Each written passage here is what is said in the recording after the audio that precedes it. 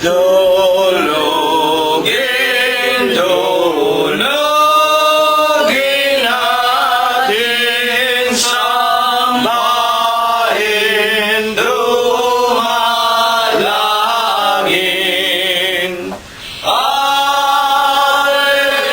Alleluia, Alleluia, Diyos na awayin. Angeles sa pagpaasan, nagpupuri-puri. Halina mga kapatid sa templo ng amang Diyos. Alleluia, Alleluia, Diyos purihin, purihin. Amen.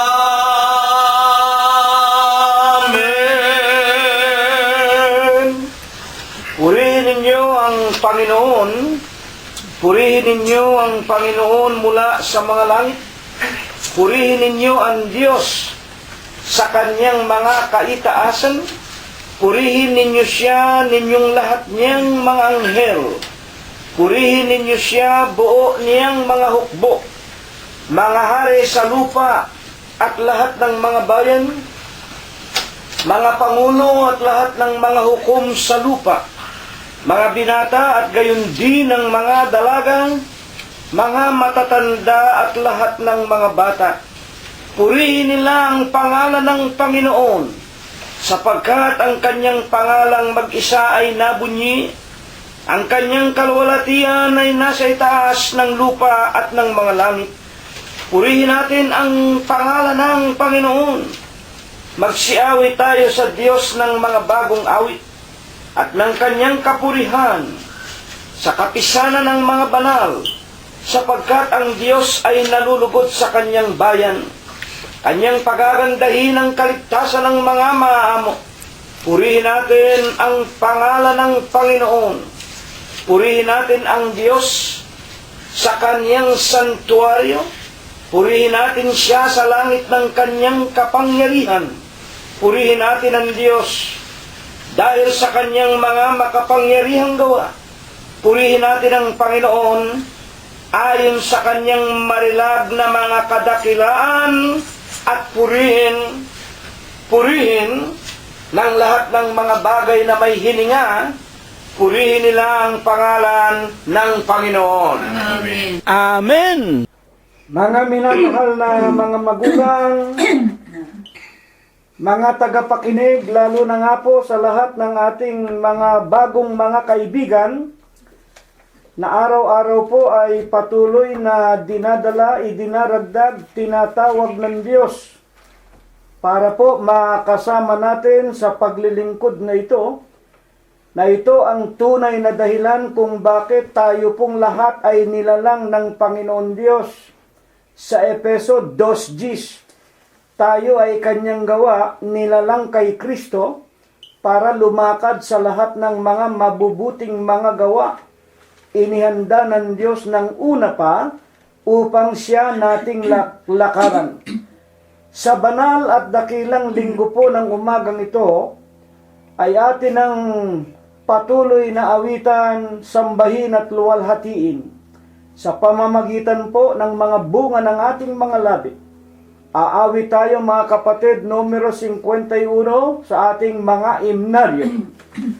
Kung sa kabuhay ay nagigiyagis sa lahat ng araw lumiligalig,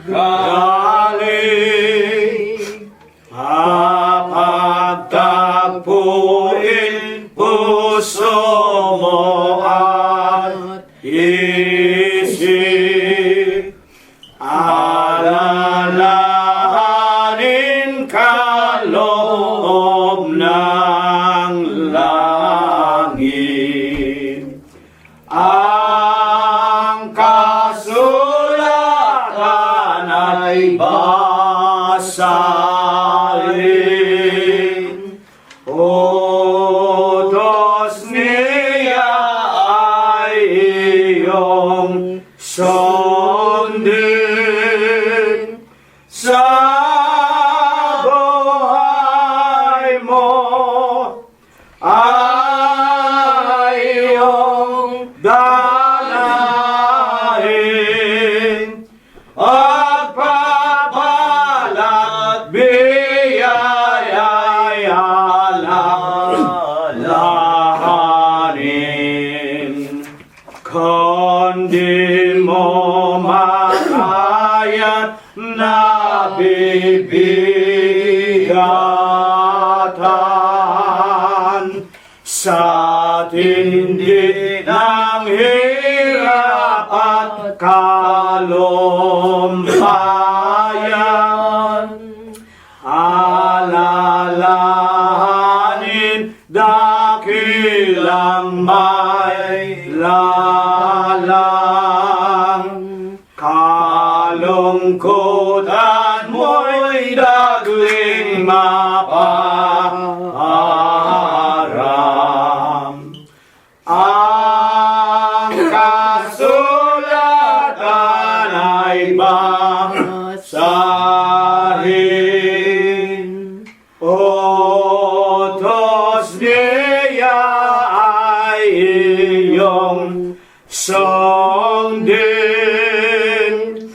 sa buhay mo. Ay iyong dalahin.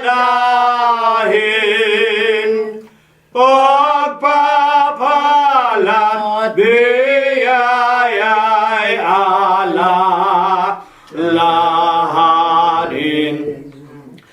Kung kaibigan mo'y nangasuklam,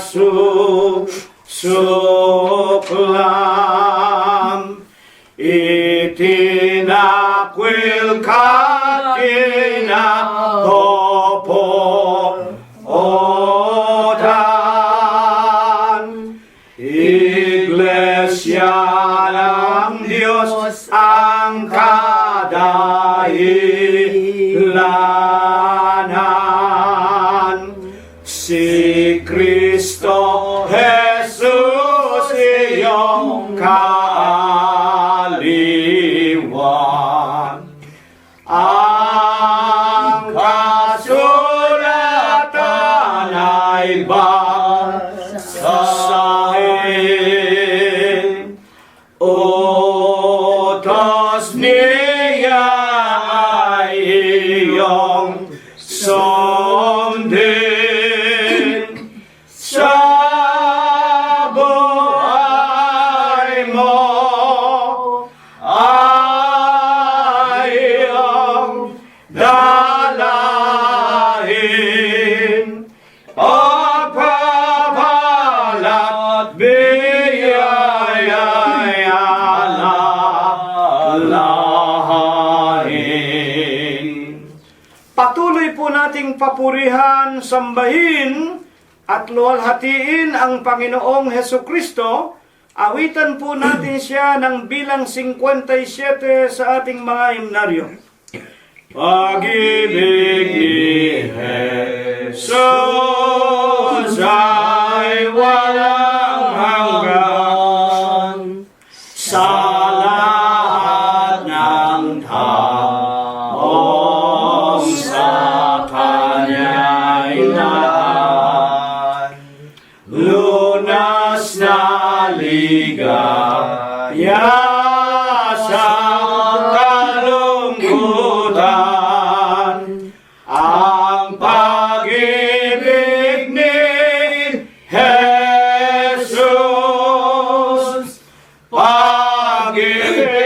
ni Jesus na dakila, ligaya sa ating pusong may luha. Ito'y lagi nating isagunita upang magtamong pala. Dahil kay Kristong wagas na pagsinta, sa krus ng hirap na bayubay siya, ang tanging tumubo sa ating sala, ang pag-ibig ni Jesus, pag-ibig ni Jesus na dakila, ligaya sa ating pusong may luha. Ito'y lagi nating isagunita upang magtamong pala. Ang sino man sa mga nakikinig, mga aral niyang kaibig-ibig, ikintal sa pitak ng kanyang dibdib, ang pag-ibig ni Jesus, pag-ibig ni Jesus na dakila, ligaya sa ating pusong may luha. Ito'y lagi nating isagunita upang magtamong pala. Patuloy po nating papurihan ang ating Amang Diyos na wala pong iba kung hindi ang Panginoong Hesukristo. Tatayo po tayo mga kapatid. Awitin po natin ang unang estropa at koro po lamang ng bilang 70, at pagkatapos po magtitiklop tayo ng ating mga tuhod sa pangalan ng ating Panginoong Hesukristo. Tayong lahat na bubuhay sa mundo ng kabigatian, kung sa atin ay walang akay, kakamti ka, bigoan, kapatid ko, hindi ka nag-isa. Si Jesus laging kasama, kabalisay ilagak, tinatanging siya ang pag-asa.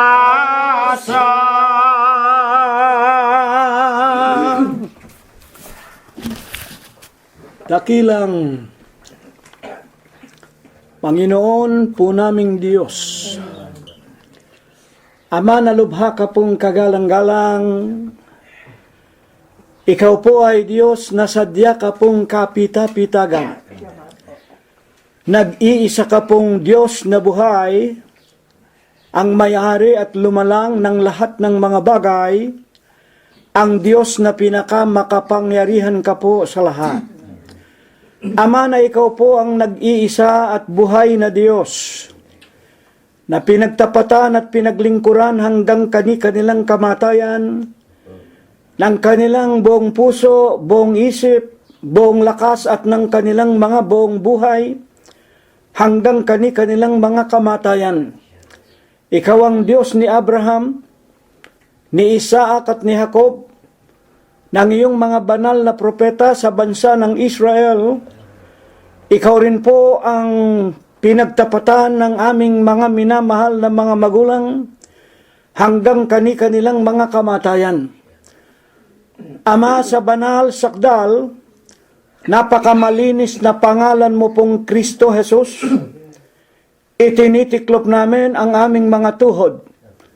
Nagpapakumbaba kami, Panginoon, at nangangayupa pa sa iyong banal na kaharian sa langit.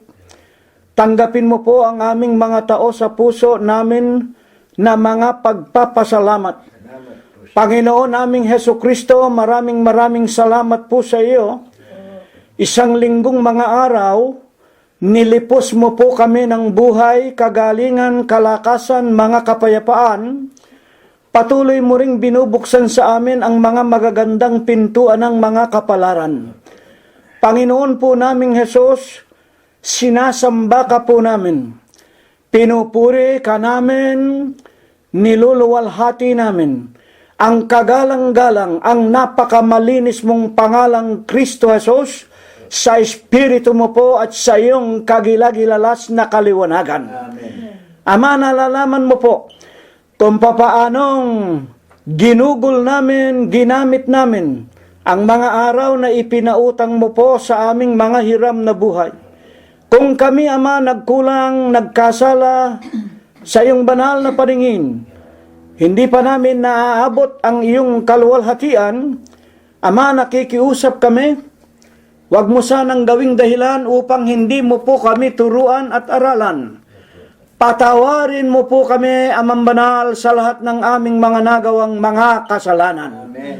Sinasampalatayanan po namin na maging ang aming sama-samang tinig ng mga pag-aawitan, bagaman ang aming mga tinig ay hindi marilag sa iyong banal na kaitaasan, tinatanggap mo po na katulad sa isang masarap na samyo sa iyong banal na harapan. Ama, ipinagpapasalamat din namin sa iyo. Pangunahin na nga po sa aming dalawang mag-asawa, ang patuloy mo pa ring pagbibigay ng buhay sa lahat ng aming mga anak, sa lahat ng aming mga manugang, mga apo, kasangbahay at mga kamag-anakan sa laman. Gayon din idinadalangin namin sa iyo, sana maging ang lahat ng iyong mga tunay na mananamba sa Espiritu mo po at sa iyong katotohanan, lalo na nga po sa aming mga bagong mga kaibigan, na araw-araw ay hindi na namin mabilang na idinaragdag mo sa iyong mga tagapakinig. Gayon din naman sana, Panginoon, kung paanong iningatan mo sa aming dalawang mag-asawa, ang lahat ng aming mga mahal sa buhay at ang aming mga ari-arian. Gayon din ang aming patuloy na ipinagpapasalamat, ipinapaparanas mo rin po sa kanilang lahat, sa kanilang mga sariling tahanan at kanilang sariling mga sangbayan at mga mahal sa buhay. Ama naming Diyos, sa umaga pong ito'y namamalas mo. Kami na yung mga hamak na lingkod dito po sa Los Angeles, California, kung papaanong itinitiklop namin ang aming mga tuhod. Ama naming Diyos, sinasampalatayan na naming una po sa lahat na iyong pakikinggan ang aming pananalangin, na sana, Ama naming Diyos, dagdagan mo po ang aming mga pananampalataya, at isinasamot ipinakikiusap namin na sa mga kasama naming naglilingkod sa iyo sa araw na ito, una na nga ang aming mga mahal sa buhay, at gayon din po si kapatid na Prospero, si kapatid na Glenda, idinadalangin naming tanggapin mo rin ang kanilang mga patuloy na pagkilala, pagtanaw ng utang na loob sa iyo, at isinasamo namin, Panginoon, maging ang kanilang mga minamahal sa buhay katulad po ni Prospero Jr., ni Chuchay, ni Pinky at ni Philip, at ang marami pang mga mahal naming nangangalat sa iba't ibang dako nitong napakagulo at mandarayang sanglibutan. Sinasampalataya na naming bagaman hindi na nabanggit ng iyong hamak na lingkod ang kani-kanilang mga pangalan, sinasampalataya na naming iingatan mo rin po sila at pagpapalain. Ilalayo kaming lahat sa biglang kamatay at mabibigat na karamdaman sa kamay po ng hostisya at sa lahat ng mga nangakaumang na mga kapanganiban. Amen. Ama, sa umagang ito, gawin mo po sanang muli na isang malinis na kasangkapan at dalawa sa mga hamak mong lingkod na sa amin ay titindig at maghahayag ng iyong banal na mga palatuntunan. Linisin mo po ang kanilang mga puso. Banalin mo po ang kanilang mga kalooban. Tulungan mo pong wala silang maipahayag at maipakilala sa lahat. Kung hindi ikaw lamang na nag-iisa naming Diyos na buhay, na pinakamakapangyarihan sa lahat, sa iyo ang kapurihan, sa iyo ang kalwalhatian, sa iyo ang kabanalan at sa iyo ang lahat ng mga bagay. Ikaw po ang aming Panginoong Jesucristo. Tutulungan mo lamang kami, Panginoon, kami makapagpahayag na may katapangan, makapaglingkod sa iyo ng walang kapaimbabawan, ng aming buong puso, buong lakas, buong isip at ng aming buong buhay. Ama naming Diyos, kami nananalig, kami sumasampalataya na ang ilan po sa aming mga kaibigang nakikinig ng iyong banal na salita, na nagsisihingi na sila man ay makatanggap ng iyong banal na bautismo. Sa mga kamay mo po ipinagtatagubilin namin ang lahat sa kanilang mga buhay at mga kapalaran. Dagdagan mo po sana ang kanilang pagkaunaw at pagkakilala, at tutulungan mo rin po kami, Panginoon, na kung ano ang iyong kalooban sa langit, ito po ang dumating sa amin, ito ang maghari sa amin, ito ang aming magawa, masampalatayanan, maaming maisakatuparan. Ama naming Diyos, kami nananalig na sa umagang ito, ikaw ang magtuturo sa amin, ikaw ang muling gagabay sa amin, at kung matapos na po kami ng aming mga paglilingkod sa iyo, bago po kami maghiwa-hiwalay, ipatatanggap mo po sa amin ang iyong banal na basbas, ang iyong banal na bendisyon. At sa umagang ito'y hihipuin mo rin po kami. Pagagalingin mo po ang aming mga lupang katawan. Daragdagan mo po ng marami pang araw, marami pang mga taon. Una na nga po ang patuloy ng tumatanda sa amin, ang iyong hamak na lingkod.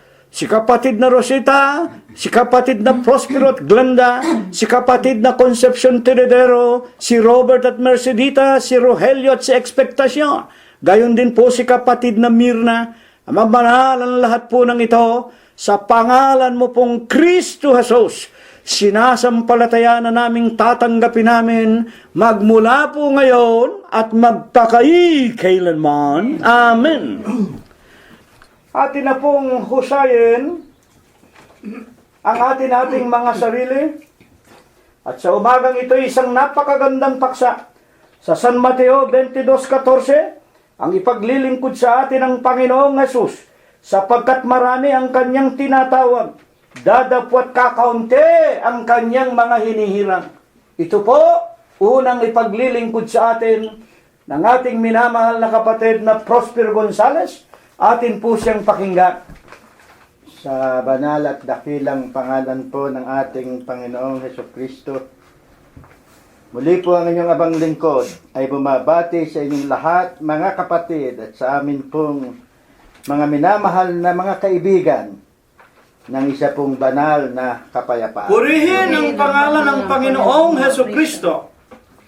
Tayo po ay tutuloy na sa minarapat po ng Diyos na ating pagsalu-saluhang kainin ang espiritual na kanyang mga kalooban sa bawat isa sa kanyang mga lingkod at sa lahat ng mga nagnanasang sa kanya ay tuwirang maging kasangkap, higit sa lahat ng kanyang banal na katawan na dilibat ng kanyang banal na iglesia. Akin pong binabanggit at higit sa lahat pinakikiusapan, lalo na po kayong aming mga kaibigan, sapagkat ito po ay nauukol lalong-lalo na po sa mga sumandaling ito ay tuwirang batid naming napakarami na ring mga nagtsatsaga sa inyo at nagnanasa na tuwirang patuloy na makapakinig. At kalakip nga po nito'y naroon din po naman, pakatandaan ninyo ang aming dalangin na tuwira ng mabuksan ang inyong mga puso, tuwira ng malinawa ng inyong mga kaisipan, at sa pamamagitan po higit sa lahat ng kahabagan po ng Diyos. Amen. Tandaan po ninyo, kahabagan pa rin po ng Diyos sapagkat siya po tunay. Ang higit sa lahat, ang tumatawag, amin pong samot dalangin, nawa, ito ay tuwiran ninyong mapagtanto at lubusan ninyong maunawa ang ating pag-aaralan pong kanyang mga banal na salita. Dito po sa aklat ng Mateo, sa Kapitulo 22, at ang bersikulo po ay 14, hayaan ninyong sa King James Version ay basahin ko po muna. Ang ganito po ang sinasabi. For many are called, but few are chosen. At sa wika po natin, sapagkat marami ang mga tinawag, dadapwat, kakaunti ang mga nahirang. Amen. Dito marahil ay mabubuo na ninyo sa inyong mga sarili na marami nga pala talagang sadya ang mga nakikinig o maraming mga tao ang sadyang nagnanais na makaunawa at lubusang maging kasangkap na ng ating Panginoong Hesukristo.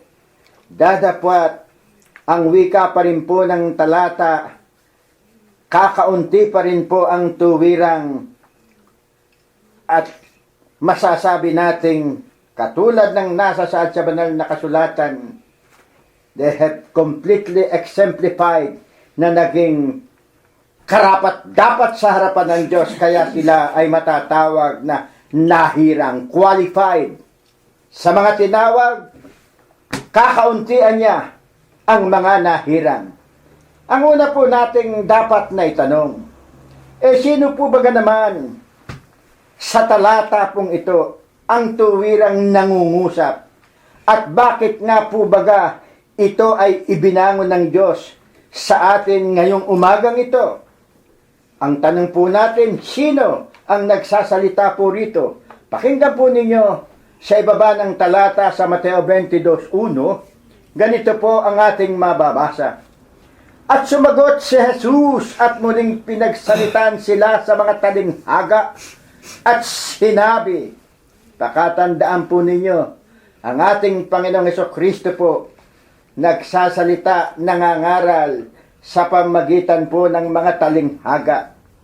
Na ano po baga ang sinasabi sa talinghaga? Pakinggan po ninyo dito rin sa karuktong na talata, Mateo 22:2. Tulad ang kaharian ng langit sa isang hari. Tandaan po ninyo, ang kaharian daw po ay katulad sa isang hari. Merong isang hari po, makapangyarihan, ang ibig pong sabihin. Iginagalang. Siya ang unikong makapangyarihan doon sa kaharian ng langit. Na ano po ang sumusunod sa talata? Na naghanda ng piging ng kasalan ng kaniyang anak na lalaki. Amen.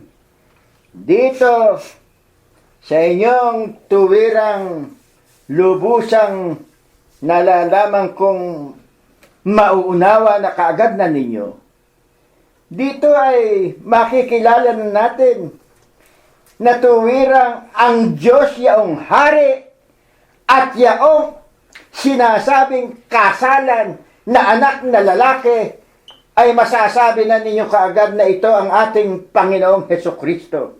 Ito po ba ay totoo at ito po ba ang niloloob o ninanasa ng talinghaga ng ating Panginoong Hesukristo? Pagpatuloy po natin ang mga kasunod na mga pangyayari. Ano po ba ang ipinag-uutos ng hari sa mga sumusunod na talata? 22:3. at sinugo ang kanyang mga alipin, nito pong hari, upang tawagin ang mga inanyayahan sa piging ng kasalan. At sila'y ayaw magsidalo. Nang mag-utos po ang hari sa kanyang mga alipin na tawagin ang kanyang mga kinumbida, ayaw pong magsidalo noong mga pinagkalooban niya ng mga karapatan, yung kanyang mga tuwirang inanyayahan. Pinadala na Dito po ay inanyayahan silang lubos. Ito po yung mga sa pangkasalukuyan nating estado sa buhay. Una-una po, ito po yung mga matataas na tao sa ating lipunan. nararangal. Ito po yung mga mararangal. Ito po yung mga mayayaman. Bakit? Marurunong. Mahari po eh. Siyempre po, ang tatawagin ito yung mga Ka-level niya. mga ka-level niya, yung mga contest, yung mga counts, yung mga may matataas na katungkulan sa kanyang kaharian. Dadapot katulad ng ating nabasa, ito po ay hindi nagsidalo. Kaya nga po, ano po ang mga sumunod na talata? Sa 22:4. At muling nagsugo siya ng ibang mga alipin na sinasabi, sabihin ninyo sa mga inanyayahan, narito, inihanda ko na ang aking piging, pinatay ko ang aking mga baka at mga hayop na matataba, at ang lahat ng mga bagay ay nahanda na. Magsiparito kayo sa piging ng kasalan. Pinatawag pong muli at pinagsabihang handa ng magsikain. Pinagugulang ko pa ng mahalagat kayo ay aking pinaghandaan ng numero unong mga pagkain. Lahat ng masasarap ay aking ipinaghanda na, at ito ay nauukol para sa inyo. Ito ang kalooban ng hari. Dapat ano pa po ang nangyari sa pagpapatuloy? Mateo pa rin po 22:5. Dapat hindi nila pinansin at sila'y nagsiyaon sa kanilang lakad. Ang isa'y sa kanyang sariling bukid, ang isa'y sa kanyang mga kalakal. Sa makatwid, tuwirang binaliwala po. Ang tuwirang, ang asakala nila ay walang kahalahalaga na paanyaya mismo nitong haring ito. Ngayon, bukod po sa binaliwala nila at hindi nila inintindi, ano pa po ang patuloy na nangyari?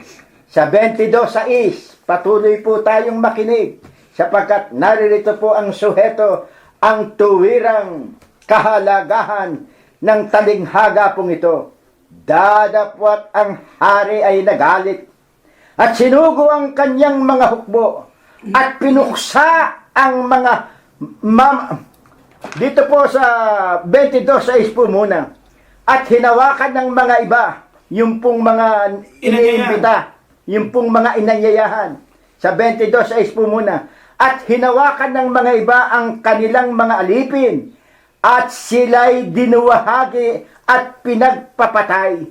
Biro ninyo, sa kagandahan ng kalooban nitong hari, itong mga nagdadala ng pangkasalukuyan nating kapanahunan ngayon, itong mga nagdadala ng mga mabubuting balita, itong mga nag-aanyaya ng kasalan ng kanyang anak, itong naghanda ng mga mabubuting pagkain na nauukol sa kanilang mga kaluluwa. Ito po, sa pangkasalukuyan, ito ay tunay na mga nangyayari. Pinagpapapatay ang mga isinusugo ng hari, pinagpapapatay ang maraming mga taong nagdadala ng mga mabubuting balita ng higit sa lahat ng dakilang lumikha. This is the true facts and the true meaning of this talinghaga. Ito ang tuwirang kahulugan at pangkasalukuyan, ay tuwiran ng mga nangyayari. At dahil pa rin po rito, napakarami pa po ang tuwirang nagaganap hanggang sa pangkasalukuyan pong kapanahunan natin ito. Kaya nga po, dito sa 22, 7, dadapwat ang hari ay nagalit at sinugo ang kanyang mga hukbo at pinuksa ang mga mamatay taong yaon at sinunog ang kanilang bayan. Mga minamahal ko pong mga kaibigan, lalong-lalo na po diyan sa ating bansang Pilipinas. Kalaban ninyo, hindi nagdaramdam ang Diyos. Kapag ka inyong ipinagwawagayway ang inyong mga Diyos-Diyusan, kapag ka ba merong nagsasalitang katulad ng inyong mga lingkod, o tawagin na natin kapag ka merong naglalahat ng mga sita sa Biblia, kapag isinisigaw na ang Diyos ay Espiritu at hinahanap ng Diyos na siya ay dapat nakilalanin, sambahin, purihin at dakilain sa kanyang Espiritu at sa kanyang mga katotohanan, dapat patuloy pa rin kayong nagsisiluhod sa mga Diyos-Diyusan. Patuloy pa rin kayong yumayakap at dumadalangin sa mga bato, sa mga semento, sa mga kahoy, sa mga tanso, sa mga ginto, at etc. etc. Ano ang damdamin ng isang hari? Ano ang damdamin ng isang Diyos? Natutupad ang talinghaga na anong sinasabi dito sa 22:7 ng aklat ng Mateo. Sinugo niya ang kanyang mga hukbo at pinuksa ang mga mamamatay taong yaon at sinunog ang kanyang bayan. Ilang ulit na Papadalang tabak. natuwirang nagaganap yan sa ating bayan.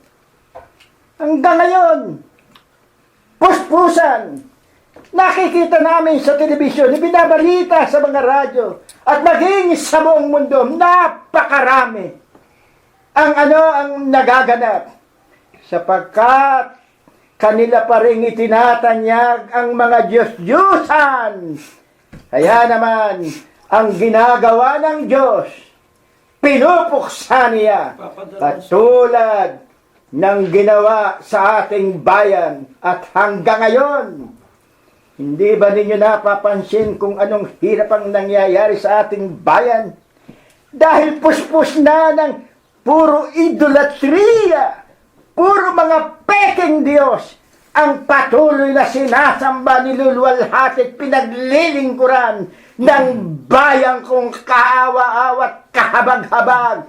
Madilim na madilim ang kalagayan ng bansang Pilipinas pagdating sa tuwirang pagkilala sa isang tunay, makapangyarihan, dadapot mahabagin sanang Diyos. O yan, sa norte, itong linggong ito, Piskil. Milyong-milyong isda ang nakita namin sa telebisyon. I think that was in Pangasinan. Mga bangus, pinatay na naman ng Diyos. Diyos ang may gawa niyan eh. Ang sabi ng Diyos, babaguhin ko ang mga kapanahunan. Climate change. Climate change, Diyos din ang gumagawa niyan. Sinong makatututol? Ang wika ng banal na kasulatan, aking sinalita, akin din namang papangyayarihin. Dadapwat, you are still blindsided. Nakapiring pa rin ang inyong mga mata sa tuwirang katotohanan at kapangyarihan ng Diyos. Kaya anong sabi? Ang wika, dadapat ang dadapat ang hari ay nagalit at sinugo ang kanyang mga hukbo at pinuksa ang mga mamamatay taong yaon at sinunog ang kanyang bayan. Kanilang bayan. Yan ang kahabag-habag. Yan ang nangyayari. Nasaan ang sinasabi ninyong mga nagdadala sa inyo sa kalwalhatian? Dumating ang papa ninyo, siya ang ginawa ninyong Diyos. Niluluhuran ninyo. Ni ang wika ng banal na kasulatan, huwag mong luluhuran ang sino mang tao sapagkat sa Diyos ka lamang luluhod. Amen. Tapos, hahalikan pa ninyo kamay, pati singsing. Ano ba naman kayo? Mamulat na sana ang inyong mga kaisipan. Magbasa kayo ng kanyang mga banal na kasulatan. Huwag kayong basta makinig sa amin. Baka sabihin ninyong kami ay galit na galit sa inyo. No! sinusunod namin ang katulad ng sinabi ng banal na kasulatan ng mga apostol at ng kanyang mga lingkod. Susunod muna kami sa Diyos bago sa mga tao. Kaya magalit man kayo sa amin, babasahin namin, ikakalat namin, ihahasik namin ang kanyang mga banal na salita upang sa ganong kaparaanan kasama ng aming dalangin nawa mabuksan ang inyong mga kaisipan, makilala ninyo ang katotohanan, matanggap na ninyo ang isang tunay na Diyos na nararapat sambahin sa kanyang espiritu at sa kanyang mga katotohanan. Yung katotohanan, yung kanyang mga aral yun. Yun ang magpapakilala sa inyo. Yun ang tuwirang magbibigay sa inyo ng panibagong buhay na karapat-dapat sa Kanya. Kaya nga, sa ikalawang pagkakataon, ay muling nag-utos ang hari. At dito sa Mateo 22:8, pakinggan po ninyo. Ganito ang ating mababasa.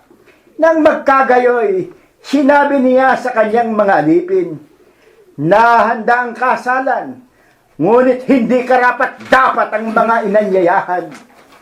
Yan. Napika na ang Diyos. Ang wika ng Diyos, itong mga mararangal na taong ito, itong mga mayayamang taong ito, itong mga dakilang taong ito, itong mga nagsasabing sila'y mga papa, sila'y mga arsobispo, sila'y mga ganitong mga katungkulan, sila ay medyo, pagka merong mga okasyon sa kanilang mga relihiyon, merong mga tawag sa kanila. Pagka piyesta, merong mga tawag dyan sa mga Special. yung mga Special guest. yung mga tinatawag na mga anong tawag yung nangunguna.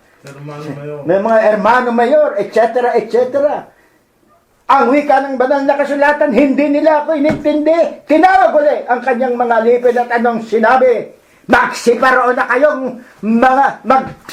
kayo sa mga likuang daan, sa mga likuang lansangan, at anyayahan ninyo sa piging ng kasalan ang lahat ninyong mga sumpungan. Wala nang mga itinatangi-tangi. Sige. Lahat kumbida. Lahat kumbidahin ninyo.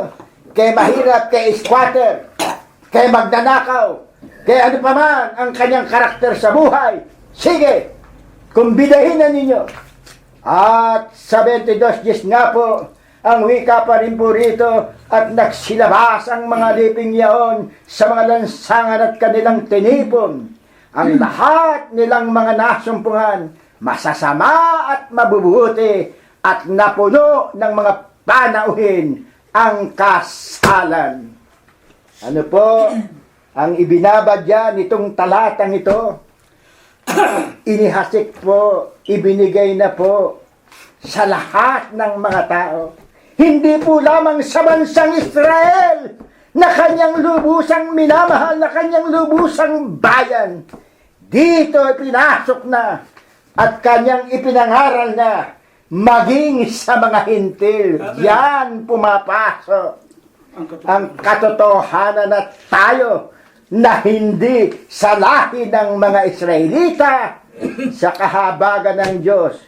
Binuksan sa atin ang kanyang kaharian upang ang wika rin ng banal na kasulatan ipamungkahi dito sa mga Israelitang ito, dito sa mga honorable na mga taong ito, na ang kaligtasan ay mapasa mga taong maging mga walang kabuluhan. Kaya nga po, dahil pa rin dito, ano po naman ang mga sumusunod na naganap nang makita ng hari na napuno na sa dami ng mga taong nagsidalo ang kasalan? Ano naman ang naging damdamin ng haring ito?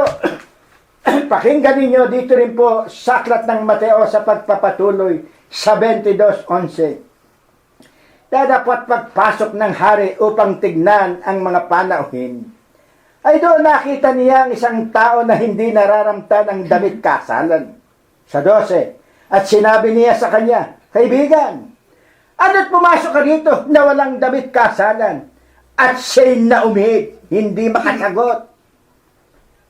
Hindi nakasunod sa nais ng hari na magdamit ng ayon sa pagdiriwang. Yun po ang ibig sabihin. Hindi naghanda. Sa pisikal, sa material, sa katwirang pangkasalukuyan, nang makita itong nakapakinig na ito, nang makita itong taong ito na nagnasa at binigyan naman ng pagkakataon na maging kasangkap, maging kahalubilo, maging kasakasama na ng hari, dapat hindi nagbabago ng kanyang kaugalian. Yung pong ibig sabihin. Ganun pa rin ang kanyang asal. Ito ang wika ng banal na kasulatan na galit ang hari, at dito sa 22:13 nang magkagayon sinabi ng hari sa mga naglilingkod, kapusin ninyo ang mga paa at ang mga kamay niya at itapon ninyo siya sa kadiliman sa labas. Yan na nga ang pagtangis at ang pagngangalit ng mga ngipin. Amen. Alam po ninyo, napag-aralan na natin at doon sa mga hindi pa tuwirang nakakaalam. Alam po ninyo ang pagsangkap sa iglesia. Dito po ay kinakailangang kayo po ay maluto o tuwirang mapuspos ng mga aral ng inyong mga nararapat na sundin. Noong mga kalooban ng Diyos, yung mga ninanasa ng Diyos, yung susundin natin sa Diyos. Mabihisa. At hindi yung sa ating sarili. At kung magkagayon, tuwiran po tayong mabibihisan ng katulad ng sinasad sa banal na kasulatan. Pag tayo ay nabihisa ng kanyang mga salita ng katotohanan na ito ang tunay na buhay, tayo ay nagiging bagong tao. Nagiging bago ang kaugalian. Nawawala na ang pagsamba sa mga Diyos-Diyusan. Nawawala na ang mga paniniwala sa mga salit-saling sabi. Yung kaugaliang masama. Yung kaugaliang pansarili. Yan po lahat ay inaalis kapag ikaw ay tuwirang tumanggap na at tuwirang nasangkap na. Saan? Sa iglesia ng Diyos kay Kristo Jesus, na yun po ang katawan, na yun po ang Pangulo nga po roon ng ating Panginoong Jesucristo. Kung dito ikaw ay nakasal na, dapat kung hindi ka nagbago, ang wika nga po ng hari ng Diyos, oy, alisin yan. Dali na niyan. Saan? Doon sa nagngangalit ng ipin, doon sa walang hanggang kamatayan, dilibat. Ito nga po ang impyerno.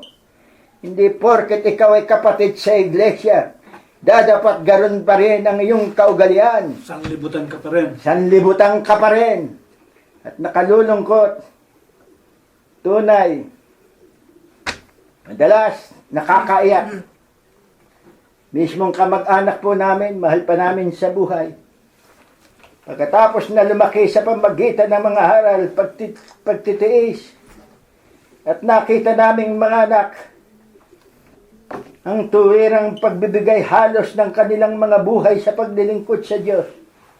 Iniwanan kami ng aming mga magulang sa isang dakilang pagkakilalang walang ibang Diyos na nararapat sambahin kundi isa. Siya na makapangyarihan sa lahat, na siya na kami ay pinalaki sa katotohanan at sa kanyang kahabagan ay nanatili kaming kanyang mga anak. Dadapat meron pa rin tayong mga mahal sa buhay na tumatalikod at muling nagbabalik.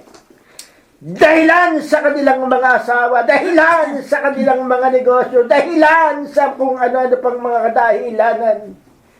Nililimot nila ang kanilang sinumpaan sa Diyos. Inalis nila ang kanilang kalinisan nang sila ay mabautismahan. At katulad din ng nasasad sa banal na kasulatan, muling nagbabalik sila. Saan? Sa suka ng aso! Nayaon pa rin ang kanilang patuloy na kinakain sa kanilang pang-araw-araw na buhay, na sa pagkakataon ngayon ay wala na nga pong kapatawaran. Kaya ang wika mismo ng hari, dalhin sa labas at patayin. Dali na yan doon sa pagnangalit ng kanyang mga ngipin. Impyerno. Ito po ang impyerno. Kaya nga po, tunay, talinghaga po ito. Kaya sa inyong mga nangakikinig, itong pag-aaral na ito, sana po ay tuwiran ninyong manamnam. Ang pakikinig sa mga salita ng Diyos ay hindi upang pakinggan po lamang. Ito po ay nararapat itanim sa inyong mga puso. Ito po ay dapat ninyong yakaping lubusan at kasabay ng inyong tuwirang mga pananalangin at taimtim na pagdaing sa Diyos. Makapanatili kayo't patuloy kayong kahabagan pa rin hanggang sa mata mo ninyo't makapanatili kayong lubos. Yaong tuwirang pakikisama ninyo sa kanyang anak na dilibat doon sa tinatawag niyang Iglesia ng Diyos kay Kristo Jesus na siyang magdadala sa lahat sa atin doon sa kanyang ipinangangakong buhay na walang hanggan. Kaya nga po, ano pa po baga ang ibig sabihin ng talinghaga pong ito?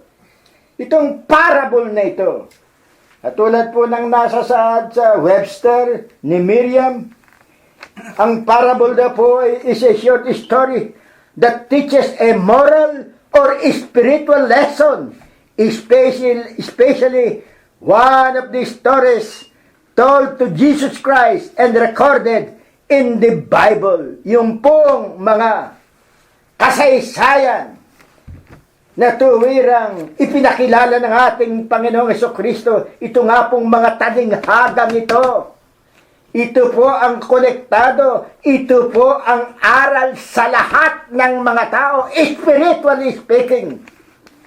At ang paliwanag nga pong ito ay pinatutunayan pa rin po ng ating banal na kasulatan. Pakinggan ninyo sa aklat ng Romanos sa pamagitan ni Apostol Pablo ng kanyang isulat. Dito po sa 15:2. Ang wika po niya sa mga kapatiran.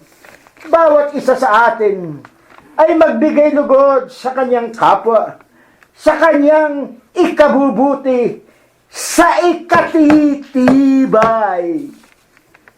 Dito, kung nanamnamin natin, nung ipangaral ni Apostol Pablo ang bawat isa niya sa atin, ay magbigay lugod sa ating kapwa.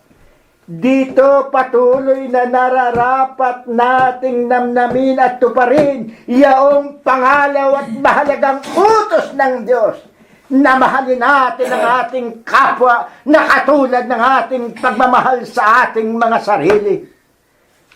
But even then, ano ang patuloy na mga nangyayari? Hayaan ninyong sa pagpapatuloy, malalaman natin sa ilang sandali kung ano pa rin ang nangyayari sa buong sanlibutan. Dito pa rin po sa aklat ng 2 Timoteo 3:16. Pakinggan pa rin po ninyo ang isinasad ng banal na kasulatan. Ang lahat ng mga kasulatan ay kinasihan ng Diyos, ay mapapakinabangan din naman sa pagtuturo, sa pagsansala, sa pagsuway, sa ikatuturo, sa ikatututo na nasa katwiran. Pagsaway. Kapag ka ikaw po ay tuwirang naroroon na, kapag ikaw ay kinupkup na, kapag ikaw ay tuwirang nabalot na ng mga katotohanan at ng mga katwiran ng Diyos at itong iyong nilakaran ng iyong buhay na tuwirang iyong ikabubuti, ang wika ng banal na kasulatan, upang ang tao ng Diyos ay maging sakdal, tinuruang lubos sa lahat ng mga gawang mabuti. Hindi ka magkakamali. 3:17 po ito sa aklat na 2 Timoteo. Kaya nga po, sa banal na kasulatan sa salita ng Diyos, ano ba sadya ang kahalagahan ng mga salita ng Diyos na tinatanggap ng kanyang mga lingkod? At paano ito tuwirang nagiging epektibo sa bawat isa sa kanila? Pakinggan ninyo, at ganito po sa mga ilang talata Hayaan ninyong ganito ang ating mababasa. Ang kasagutan po ay tulad naman sa mga talinghaga pa rin ng ating Panginoong Hesukristo. Alam ba ninyo sa pangangaral mismo ng ating Panginoon? Hayaan ninyong basahin ko sa inyo sa aklat ng Mateo, sa Kapitulo 13 at ang versikulo 1. Ganito po tungkol sa talinghaga pa rin ang ating mababasa. Tinanong po ang ating Panginoong Hesukristo kung bakit kung siya ay nangangaral ay laging madalas ay sa talinghaga. Sa Kapitulo 13 po ng aklat ng Mateo at ang versikulo ay 3. At pinagsalitaan niya sila ng maraming mga bagay sa mga talinghaga na sinasabi. Narito ang mga hasik ay iwaon upang maghasi. 4. At sa paghasik niya ay nangahulog ang ilang bini sa tabi ng daan at dumating ang mga ibon at kinain sila. Alam po ba ninyo itong talinghagang ito? Marami po sa inyo pong aming mga kaibigan. Marami po ang mga nangakikinig. Marami po ang tatanggapin at malulugod sa mga salitang ito. Dapat sinasabi po ng ating Panginoong Hesukristo sa pamagitan na rin ng kanyang pangaral ng kanyang talinghaga. Marami niya ang tatanggap, dadapwat. Ang mga aral, ang kanyang mga salita ay mahahasik. Saan? Sa tabi ng daan. At dumating ang mga ibon at kinain sila. Kinain yung mga binhi. Ang ibig pong sabihin, yung pong nagtanim, yung maghahasik, yung nagtanim, meron pong mga nakikinig na itinulad na sila ay naroon sa parte ng daan ng kanilang marinig at ng kanilang tanggapin. Palibhasay malabnaw o palibhasay walang lupa. Palibhasay hindi lubang sumasampalataya. Mababaw ang pagkakatanim, kaya nga anya nang magdaan ng mga ibon, pero ito ay namunga ho. Ito anya ay kinain kagad ng ibon. Anong ibig sabihin? Tao rin yun. Sapagkat sila ay tuwirang nabaliwala, hindi tinaimtim, hindi lubusang sinunod, binaliwala pa rin po yung mga itinanim, yung mga inihasik ng mga manghahasik o yung mga nangaral sa kanila. Ano pa po? At ang mga iba pa'y nangahulog sa mga botohan na do'y walang sapat na lupa at pagdakay sumibol at sapagkat hindi malalim ang lupa at pagsikat ng araw ay nangainitan at dahil sa walang ugat ay nangatuyo. Alam po ba ninyo? Meron dyan, pag magagalit, maging kapatid na sa iglesia. Kapatid na sa iglesia. Sumasamba. Tuwirang nakikinig. Dadapot ng makatikim ng konting sama ng loob sa kapwa kapatid. Nang makatikim ng kahapisan sa mga pangyayari sa kanyang kapaligiran sa iglesia. Hindi na dumalo. Nabunot ang kanyang pagkakatanim. Yaan ang talinghaga ng ating dakilang Diyos. Hindi siya matibay. Kung kaya't ang sabi ng banal na kasulatan, sa sandali ng kanyang tuwirang paglilingkod sa Diyos, ano po ang nangyari? Lubusan na nga pong sa pamamagitan lamang ng kaunting suliranin, sama ng loob, ang iniwasan ang ating dakilang lumikha, binaliwala ang kanyang mga salita ng buhay, at siya nga po ay tuwira na rin nabunot. At dito nga po sa 7, at ang mga iba naman ay nangahulog sa mga dawagan, at nagsilahi ang mga dawag, at ininis ang mga yaon. Iniinis. Ang iba po naman anya, tuwirang sinasabi po rito, may mga tao, may mga kapatiran pa rin, meron pa rin mga nakikinig nga. Pero patuloy pa rin nakikisama. Saan? doon sa tinatawag na mga dawagan. Ano ba yung mga dawagan? Ito po yung mga damong ligaw. Ito po yung mga masasamang mga tao. Nakikisama pa rin doon sa mga taong questionable ang kanilang mga karakter. Masasama ang mga impluensya. Kaya nga, nang sila ay hulihin, nang sila ay pagpapatayin, o nang sila ay makulong, pati sila ay nakulong. Ang wika ng banal na kasulatan. Nang ito ay ininis, nang ito ay nilinis ng may-ari ng lupa, kasama silang nalaslas, kasama silang nawala. At ang kahuli-hulihan nga po, yung napakaganda na ninanais ng Diyos na makita sa inyo po sanang mga nakikinig. Ano po? Ito sa 13:8. At ang mga iba'y nangahulog sa mabuting lupa at nangagbunga.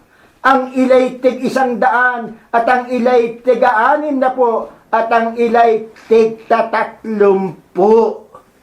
namumunga. Ano ba ang ibig sabihin ng namumunga? Lalo pa pong nagkakaloob ng kanilang tuwirang pagnanasang paglilingkod sa Diyos. Yung tinanggap nilang mabuting butil sa Diyos, yun ay kanilang inalagaan, yaon ay kanilang pinalago, sila pa rin ay naging kasangkapan ng Diyos upang sila'y magbunga, makapagpadala pa rin ng maraming mga kaluluwang makakakilala ng tunay na kaliwanagan, ng tunay na Diyos, ng tunay na patutunguhan doon sa kaharian ng Diyos na dinibat doon sa buhay na walang hanggan. Ito po aming mga tagapakinig. At sana po sa inyo, lubusan ninyong mapag-unawa. At sa pagkakataong ito, hayaan ninyong si kapatid na si Rilo Gonzales Jr. ang patuloy na kasangkapanin ng Diyos upang lubusang maliwanagan po ninyo ang kahalagahan itong pinag-aaralan natin, itong kaloob ng Diyos. Nakakaunti pa rin ang mga nahirang dadapot ninanasa ng Diyos na marami sana ang matawag. Ito po ay ipinagkakalab ko kay kapatid na Junior ang tanong, ano po ba naman ang sumasagisag sa kasalan ng anak na lalaki ng hari ayon po sa talinghaga ng Panginoong Hesukristo na napasulat po sa mga banal na kasulatan. Atin pong patuloy na papurihan, sambahin, pasalamatan ang ating Panginoong Hesukristo na patuloy po na nagbibigay ng buhay, kagalingan at kalakasan, tibay ng pananampalataya, lakas ng tinig. Una na nga po sa ating mahal na kapatid na ating unang napakinggan. Ang paksa po natin sa Mateo 22:14, sapagkat marami ang mga tinawag, datapwat kakaunti ang mga hinirang. Sa katotohanan, mga tagapakinig po namin, ito ay isang banal na salita na ipinarinig ng Diyos una sa kanyang mga apostol, na kanya rin namang sinabi, ang sinasabi ko sa inyo ay sinasabi ko para sa lahat. Magmula po noong anyo 30, sa pasimula ng pangangaral ng ating Panginoon hanggang ngayon 2015, ito po ay sinasabi sa lahat ng mga tao hanggang sa katapusan ng sanglibutan, sapagkat siya ang may ibig, na ang lahat ng mga tao ay mga ligtas sa pagkaalam ng katotohanan. Sa unang Timoteo, mga kapatid at mga magulang. Ibig po ng Diyos, huwag siyang magtapon ng sino mang kaluluwa sa impyerno. Kung mayroon mang nilalang ang Diyos na napakahalaga sa Kanya, walang iba kung hindi tayong mga tao. Ang Diyos po ang may ibig na tayong lahat ay maligtas. At ang isa nga po sa kaparaanan, ipinakikilala sa atin sa linggo ng umagang ito. maraming inaanyayahan ang Panginoon Diyos. At ang wika, ang kaharian ng langit, katulad po ng kaharian, merong hari doon. Magkakaroon siya ng isang tinatawag na araw ng pagkakasal, pag-aasawa ng kanyang anak na lalaki. At para sa tinatawag na mga wika nga ikaliligtas o dadalo, sapagkat ang pinag-uusapan ay kaharian, ang tinutukoy ang buhay na walang hanggan, katulad ng kasalan. Ikakasal ang kanyang anak na lalaki at inaanyayahan niya. Una na nga, yung kanyang mga tinatawag na mga kaibigang, mga maharlika, matalino, mayayaman, mararangal, ipinasusundo niya, pinadala niya ng imbitasyon sa pamamagitan ng kanyang mga lingkod o mga alipin. Pero sa halip na pakinggan ang paanyaya, itinakwil ang kanyang mga alipin, pinaglilipon nila, ayaw nila na dumalo sa tinatawag na paanyaya ng hari. At gayon din nga po, nang malaman ng hari na walang ibig na dumalo sa pagpapakasal niya sa kanyang anak, pumaroon na kayo, yung ibang mga alipin, sa mga kalye, sa mga wika nga, ordinaryong lugar. Anyayahan na ninyo ang lahat ng inyong makakasa daupang palad, dumating ang marami na puno sa araw ng kasalan. Datapwat may nakita ang hari na mga tao hindi naman nakapaghanda ng damit na pang-araw ng kasalan. Inutusan ng hari, mga kapatid, ang mga alipin niya na igapos ang mga nagsidalo na walang damit kasalan, itapon sa labas, at diyan na nga ang pagngangalit ng mga ngipin. Dito po, itinuro sa atin, meron po itong espiritual na aral. Napakinggan nating binasa ni kapatid na Prospero kung ano ang tinatawag na talinghaga. Maski na po sa tinatawag na aklat na isinulat ng mga pantas na mga tao, na katulad nga po ni Merriam-Webster, sila'y nagsasabi ay parable, talinghaga, a short story that teaches a moral or a spiritual lesson, especially one of the stories told by Jesus Christ and recorded in the Bible. Ang talinghaga, ang wika, ay maiiksing mga kasaysayan na naglalahad ng moral, pangkapwa-tao, at espiritual, pang-espirito. Mga kapatid, especially, lalo na nga, ang mga kasaysayan, ang mga parabola na ipinakilala, itinuro ni Hesus Kristo na napasulat sa banal na kasulatan. At ang paliwanag naman ng Biblia kung ano ang tinatawag na mga parabolang ito, pinakinggan nating binasa ni kapatid na Prospero Ikalawang Timoteo 3:16, ang mga kasulatan kinasihan ng Diyos, mapapakinabangan sa pagtuturo, sa pagsasansala, sa pagsaway, sa mga matitigas ang ulo, sa ikatututo ng lahat ng mga tao na nasa katwiran, 3:17, upang ang lahat ng tao, mga kapatid, maging sakdal, tinuruang lubos sa lahat ng gawang mabuti. Yung parabola na nakasulat sa Biblia, maging ang mga pantas na tao, nagpapatunay, mapapakinabangan sa buhay na ito, moral, dito sa buhay ngayon sa lupa, at sa spiritual na buhay, o sa tinatawag na doon sa buhay na walang hanggan. Napakaganda po ng aralin. Napakaliwanag po. Ang Diyos, ibig niya lahat kumbidahin. Ang Diyos, ibig niya lahat makarating sa langit. Pero katulad ng napakinggan natin, hindi naman naghahanda ang mga tao para makadalo doon sa kasalan ng kanyang anak. Kaya nga ang iniwan ng huling katanungan ng nagsalita, mga tagapakinig, ano ba yung kasalan ng anak na lalaki ng hari? Ayon po sa parabola na ating napakinggan. Kayo na nasa bahay, buksan ninyo ang inyong mga Biblia sa Apokalipsis 19:6. At kung kailan magaganap ang kasalang ito, pakinggan po natin. At narinig ko, ang gaya ng isang tinig ng isang makapal na karamihan, at gaya ng lagaslas ng maraming mga tubig.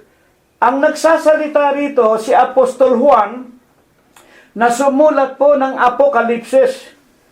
At ibig ko na habang binabasa ko ang sitas na ito, ilagay ninyo sa inyong mga isipan, lalo na kayong kaibigan namin sa bahay-bahay, ilagay ninyo ang isang imahinasyon na yung binabasa ko ay parang kayo si Apostol Juan.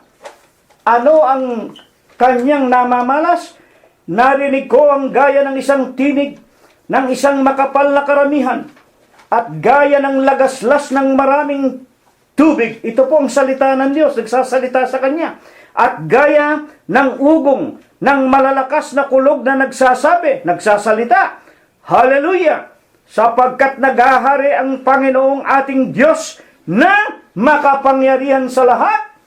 At sa 19:7, tayo'y mga galak, tayo'y magsayang mainam, at siya'y ating luwalhatiin sapagkat dumating ang pagkakasal ng kordero at ang kanyang asawa ay nahahanda na. Narinig ko ang tila lagaslas ng mga tubig. Kasabay rin ito ang mga tinig ng mga angheles ng Diyos sa langit na nagsasabing tayo'y magsipaghanda sapagkat ang tinatawag na kordero ay nahahanda na upang ikasal sa kanyang asawa. Merong asawa, yung kordero. Ikakasal po saan? Sa langit, hindi po dito sa lupa.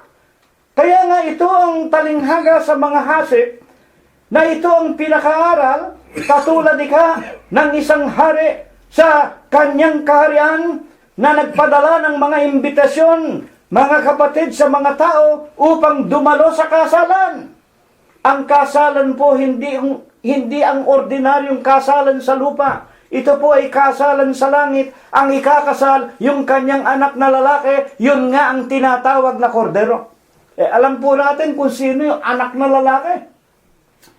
Mga kapatid at mga magulang, sa uno-uno ng San Juan, nang pasimula ay ang berbo ay sumasa Diyos, ang berbo ay Diyos, ang lahat ng bagay ginawa niya, nasa kanya ang buhay, walang nagawa kung wala siya. At anong ginawa ng berbo? Nagkatawang tao. Ang berbo, bakit nagkatawang tao? Filipos 2:5-10, hinubad niya ang kanyang pagka-Diyos, nag-anyong alipin, lumagay sa kalagayan ng isang anak, upang magbigay sa atin ng halimbawa. San Juan 13:15, mga kapatid, ginawan ko kayo ng halimbawa upang gawin din naman ninyo sa isa't isa sa inyo, upang sa pangalan ni Jesus, sa kanyang 2:10 ng Filipos, iluluhod ang lahat ng tuhod ng nasa langit, ng nasa lupa, ng nasa ilalim ng lupa, at sa 2:11 ng Filipos, upang kay Kristo luwalhatiin ng tao ang Diyos.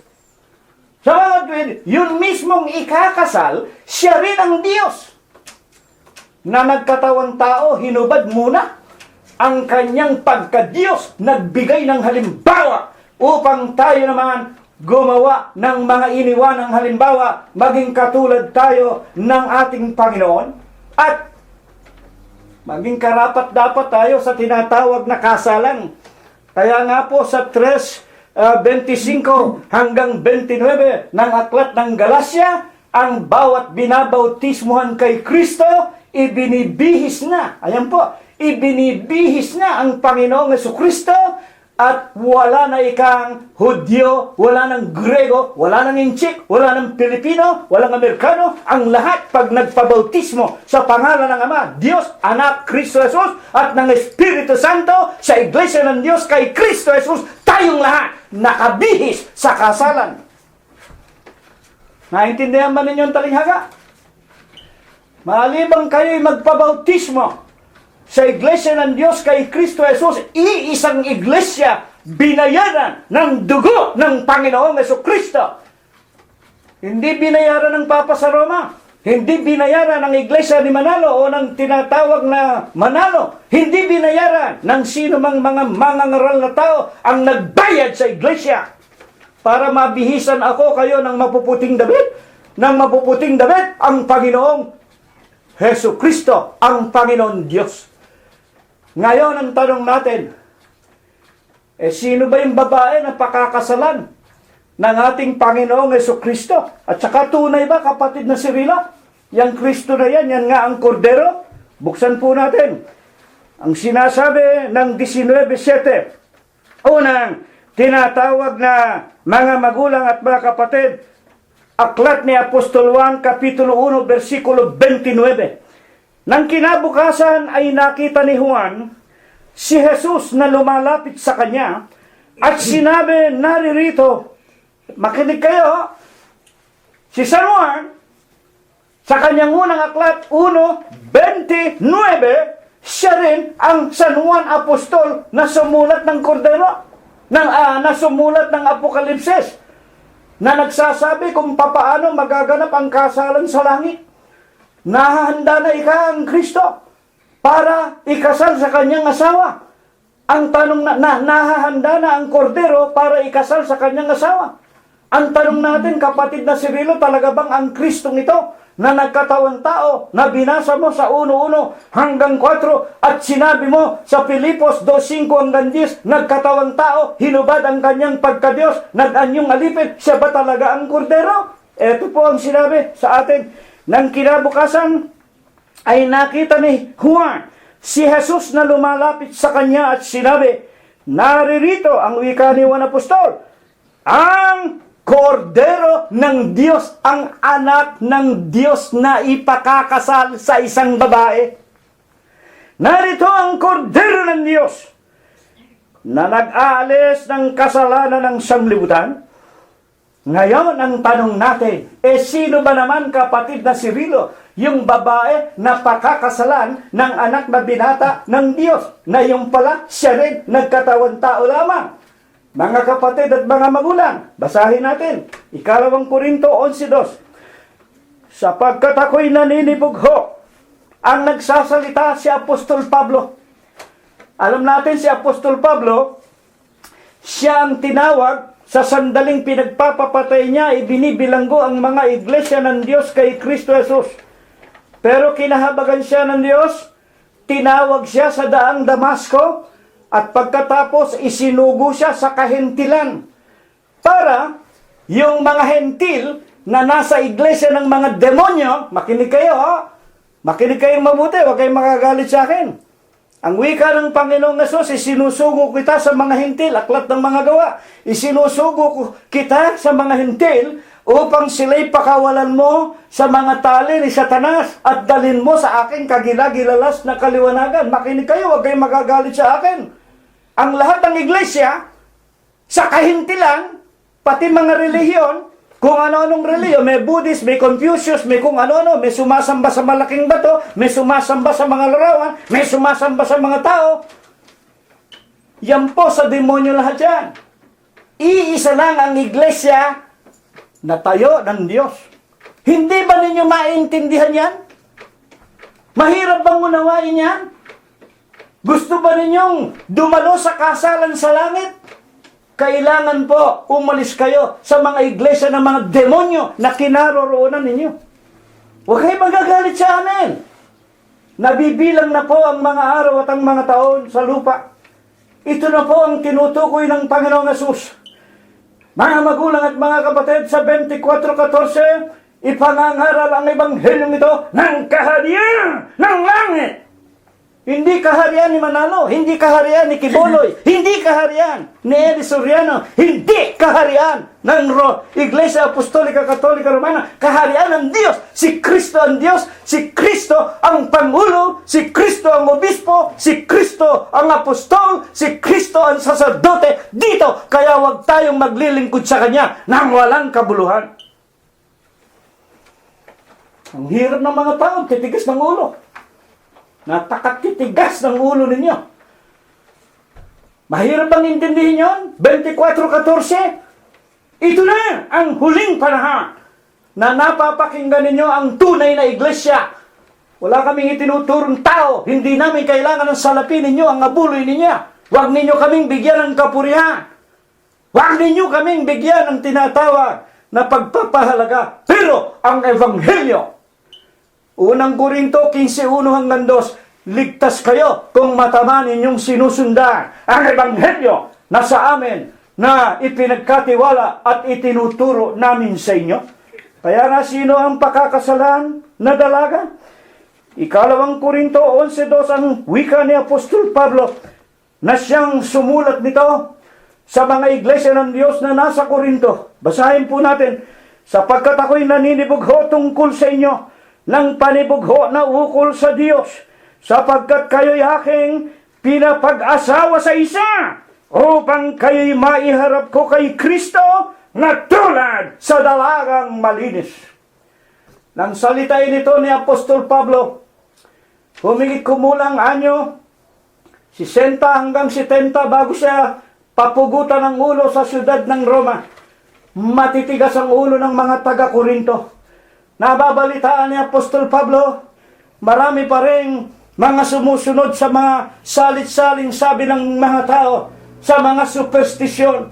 Marami pa rin mga kapatid, may nabanggit pa siya minsan, isang lalaki na miyembro ng iglesia, sinipingan niya yung asawa ng kanyang tiyo. Matitigas ang ulo ng mga taga-Korinto. Ito'y mga Griego, mga kapatid at mga magulang. At ito'y mga mababangis na mga tao. Ang wika ni Apostol Pablo sa maraming mga kapatiran noon na nakikinig pa rin sa mga salit-saling sabi at nakikisamba, nakikihalubilo pa rin siguro sa buhay natin sa huling araw, kumakain pa rin sa mga piyesta, kumakain pa rin ng dugo, bili pa rin ang bili ng ticket ng lottery, nakikihalo pa rin sa mga bagay ng sanglibutan. Naninibugho ako sa inyo. Pinapag-asawa ko kayo sa isa. Ang ibig sabihin ni Apostol Pablo, bininyagan ko na kayo. Nung panahon na yun, no? Pagka sinasabing miyembro sa iglesia, bautisado. Sa pangalan ng Ama, Anak at Espiritu Santo, sa iglesia ng Diyos kay Kristo Jesus. Pero buhay sanglibutan pa rin. Buhay sanglibutan pa rin ang mga kapatid na ito. Naninibugho ako sa inyo.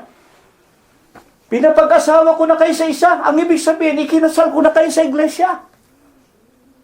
At ang ibig ipakilalin ni Apostol Pablo, na habang kayo'y nabubuhay na sa loob ng iglesia, Romanos 8:1, wala na kayong mga hatol.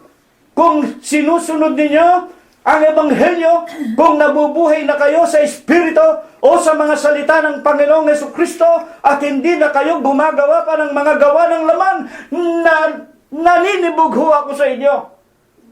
Sapagkat hindi pa rin ninyo sinusunod ang Ebanghelyo ni Kristo. Kasal na kayo kay Kristo dito sa lupa nang magpabinyag kayo. Upang maiharap ko kayo kay Kristo na katulad sa isang dalagang malinis. Meron pang kasalan sa langit. Mga kapatid, kayo sa iglesia, Huwag kayo magagalit kay kapatid na Cirilo. Kayong mga membro na. Alam po, nakikinig kayo, maski rin sa mga kasama ni Nabal.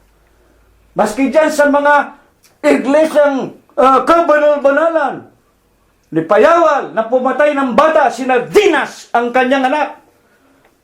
Sa pangangalo niya, drug addict na, drug pusher pa. Mga kapatid, hanggang ngayon marami pang sumasama dyan sa iglesyang yan. O kayo magagalit kay kapatid na Cirilo.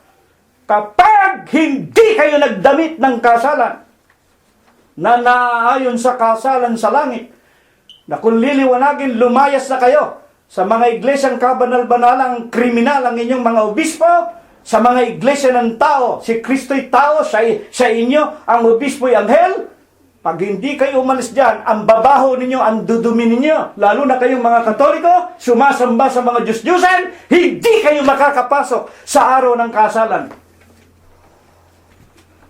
Yan ang totoo. Ako ba'y nangangaral para purihin ninyo, magaling, mahusay, mabait, banal? Hindi, kalimutan ninyo ako. Si Prospero ba na aking kapatid nangangaral para inyong purihin? Na kaming magkapatid pala yung mga anak ni Cirilo Gonzales na namatay sa paglilingkod sa Diyos? Hindi! Aanin namin ang kapurihan ng karangalan. Hindi kami naglilingkod sa aming sarili. Hindi kami naglilingkod sa kanino man tao. Hindi kami naglilingkod para purihin, sambahin, at mangamkam ng inyong salapi. Abuloy dito, abuloy dyan.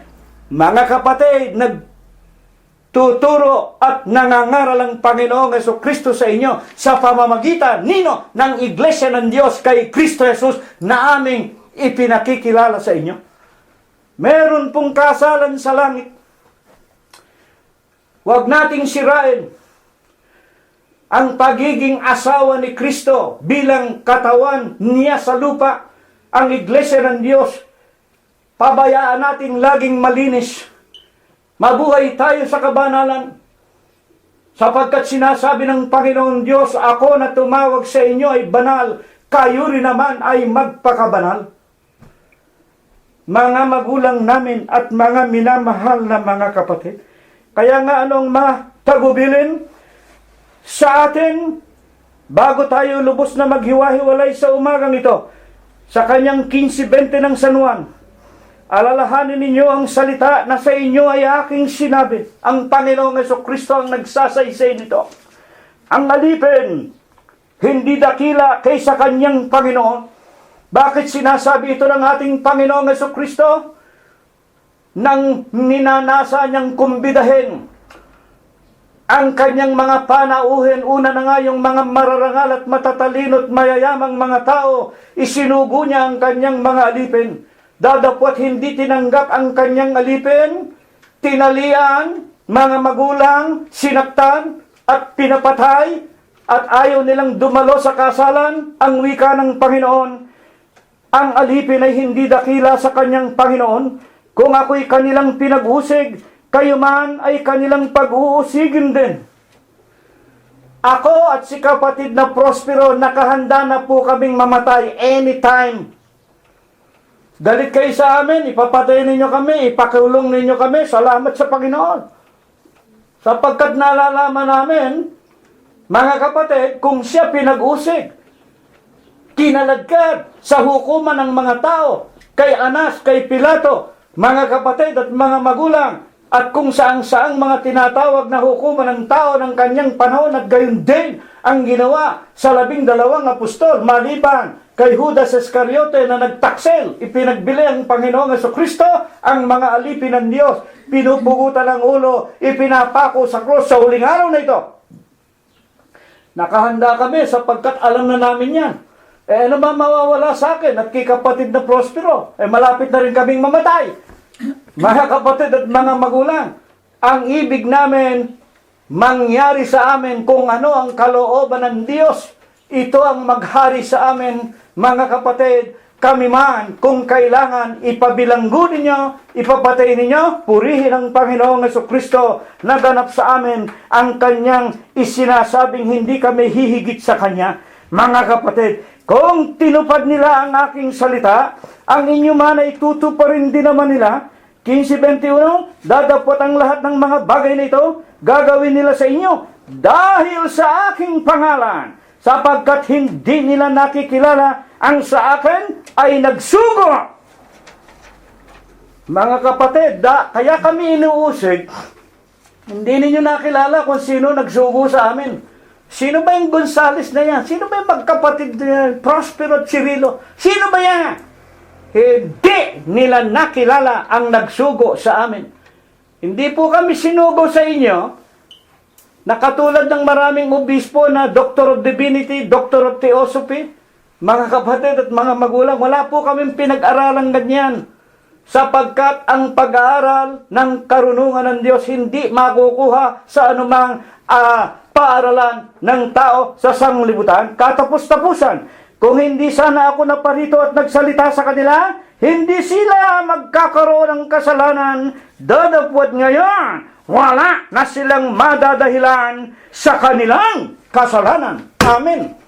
Kung hindi sana ako naparito, makinig kayo, nang sabihin ito ng Panginoong Jesucristo sa San Juan, humigit kumulang anyo 1:33. Ang wika ng Panginoon, kung hindi sana ako naparito, hindi sana sila nagkaroon ng kasalanan. Anyo 33 o anyo 32 nang itayo niya ang Iglesia ng Diyos, ang kanyang katawan sa siyudad ng Jerusalem ng Judea. Ngayon 2015 na. Bakit sinasabi ng Panginoong Jesucristo, mga kapatid, kung hindi sana siya naparito, hindi tayo nagkaroon ng kasalanan. Hindi sila nagkaroon ng kasalanan sapagkat hindi tinanggap ng mga kinumbida ang ating Panginoon. At kung meron mang dumating, meron mang nakinig, ang ibig sabihin, spiritual, katulad din ng talinghaga sa mga hasik.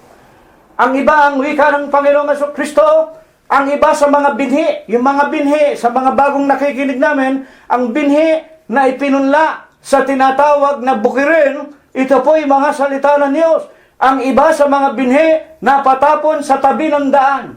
Ang daan katulad po ng tinatawag na isang tao. Yung puso ng tao, yung mga tao, ang wika, nakinig, nasarapan, tinanggap ang salita ng Diyos at pagkatapos sa sandaling panahon, tinutuka ng mga ibon at nalalanta, nawawala sa kanilang mga puso. Ito ang mga tao na nang napakinggan ang mga aral ng Panginoong Jesucristo, nasarapan sila. Kapatid na si Rilo, gusto na po naming magpabinyag. Nagpabinyag, bininyagan namin. Pinuntahan pa namin sa malayo para mabinyagan sapagkat ang wika ng Panginoon, ang sino mang sa akin lalapit, kailanman hindi ko itataboy. At sino kami para hindi namin kayo binyagan kung kayo ay voluntaryo na humihingi na ng binyag, ibig na ninyong maging bahagi ng katawan ni Kristo. Marami po kaming nabinyagan. Dadapat pagkatapos ng ilang tregwas na panahon, tulad ng nabanggit ni kapatid na Prospero, nagkaroon lang ng kaalitan sa iglesia. Mga kapatid, ayaw na sumamba. Tinuka na kagad ng mga ibon. Tinangay na yung salita ng Diyos. Nagalit na sa iglesia. Ano ang kasalanan ng iglesia? Kung yung isang kapatid, inutangan ka, hindi ka naman binayaran. Kasalanan ba ng Diyos? At yung iba naman, halimbawa, sa loob ng bahay, yung buong mag-aanak nakikinig ng iglesia ng Diyos kay Kristo Jesus, kamukha ngayon. Sasabihin ng ama, mga kapatid at mga magulang, hindi ba maganda ang aral na itinuturo sa atin ni kapatid na Cyril at si kapatid na Prospero? Nagagalak ang ama. Ang mga ibon, yung mga anak, yung asawa, nako, tumigil kayo ka dyan. Kwartahan yan, salapian yan. Pare-pareho ka yan. Nawala na ng gana yung ama. Kaya walang napasama sa loob ng iglesia, ultimano, tinuka ng ibon. At ang iba namang mga binhi na patapon sa tinatawag na batuhan. Matigas ang bato. Ang bato'y katulad nating mga tao kapag isang kamukha ng mga sinasabi nilang sarado katoliko. Mga kapatid at mga magulang, matigas ang bato, matigas ang puso niyang mga katoliko, lalo na pag sinabing sarado. May kamag-anak kaming ganyan Kahit na gabi-gabi, araw-araw, basahan mo ng Biblia, hindi tatanggap sa iglesia ng Diyos. Ayaw tubuan. Sapagkat walang halumigmig ang bato, walang humidity, mga kapatid, nang mapakinggan ang salita ng Diyos. Hindi nagtagal, mga magulang at mga kapatid, namatay kagad ang salita ng Diyos. Patuloy na naglilingkod kay Maria, patuloy na lumuluhod sa Papa sa Roma, patuloy na tumatawag kay kalunsad, patuloy sa pagbibilang ng rosaryo. Bakit? Matigas ang puso. At ang iba naman, mga magulang, ay sa dawagan. At ang tulad sa dawagan, katulad ng napakinggan natin sinabi ni kapatid na Prospero, tumutubo, gumaganda ang salita ng Diyos, pero habang lumalaki at nagbubunga ng kabanalan, napapalibutan ng mga tinatawag na mga dawagan. Mga kapatid, iniinis. Kaya hindi nagpapatuloy ng paglilingkod. Alin yan? Ano ang umiinis sa tao? Yang mga bagay ng sanglibutan. Yang pag-ibig sa salapi. Kaya nga araw ng linggo, araw na dapat ang mga anak ng Diyos na sa pakikinig sa kapwa nila kapatiran sa loob ng bahay-sambahan, hindi kami makakasamba, kapatid na Cirilo, overtime, $100, sayang din naman. Kaya, iniinis ng pagsusumakit sa buhay, iniinis ng mga kalayawan. Kaya dito makakakita ka mga anak na ng Diyos. Pagdating sa bar, pagdating sa inuman, pagdating sa karaoke, ang gaganda ng tinig, ang lalakas ng boses. Pagdating sa loob ng iglesia, malakas pa yung tinig ng ipis. Sinasalbahin ninyo ang Diyos. Hindi kayo nagdadamit ng damit na pangkasal. Para kayong hindi tinuturuan, iibigin mo ang Diyos ng buong puso, buong lakas, buong buhay. Pagkatapos, mga kapatid, ikinahihiya mo. Yung mga kapatid mong mga saradong Katoliko, hindi mo makumbida, sumama ka sa amin, makinig ka ng salita ng Diyos, mag-aaral tayo. Kaya kayo mga sakitin, ang ika na Apostol Santiago. Kaya kayo mga sakitin, marami kayong sakit sa katawan. At may sakit ang inyong kaluluwa, hindi kayo makakaharap sa araw ng kasalan. Ang paglilingkod sa Diyos, hindi biruan. Ako mga kapatid, mga anak, mga manugang, mga po. Pag nasa kapilya kayo, lakasan niyo ang boses ninyo. Umawit kayo, sumamba kayo, purihin ninyo ang Panginoon. Hindi ba niyo naiintindihan ang ginagawa ninyo? Kapag ako inyong ikinahiya sa araw ng aking pagparito, ikakahiya ko kayo sa harap ng aking mga anghel. Ay, nako. Mga kapatid at mga magulang, ito po ang napakagandang aral. Hindi po ito napakinggan ng maraming mga relihiyon. Iisa lang ang lugar na kasusumpungan, kariringgan ninyo ng katotohanan. Ang Iglesia ng Diyos kay Kristo Jesus. Ito po ang itinuro sa atin ng Diyos. Ito nawa ang kanyang ibasbas at ibendisyon sa atin. Magmula ngayon, magpakaikilanman. Amen. Muli tayong maghahandog sa Diyos na isang may clip, may spiritong awitin. Pagkatapos po'y mangunguna sa panalangin si kapatid na Rosita Gonzales. Maghahandog ng abuloy si kapatid na BJ. Awitin po natin ang numero 100G sa ating himnaryo. Pagkatapos po, maninikluhod tayong muli sa Panginoon. Tatayo tayo mga kapatid. 100G. Ikalawang estropa at koro po lamang.